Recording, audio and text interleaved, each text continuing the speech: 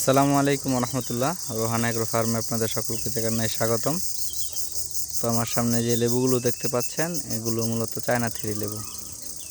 তো এই লেবুর ভিতরে বিচি হয় না বললেই চলে, আবার মাঝে মাঝে কখনো পরাগায়নের কারণে ভিতরে বিচি হয়ে যায়। আমি যদি গাছের গোড়াটি আপনাদের দেখাই, এই গাছটির বয়স মাত্র 2 বছর।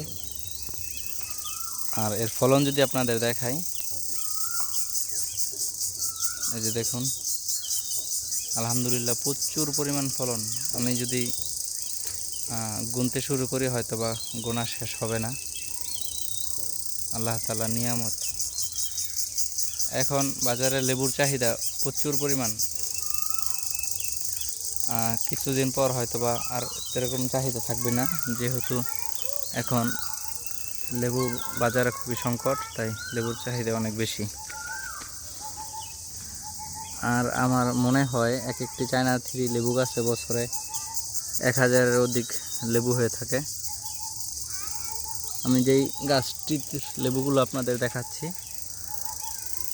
আনুমানিক এই গাছটির মধ্যেও 500-র মতো হয়তো বা লেবু আছে।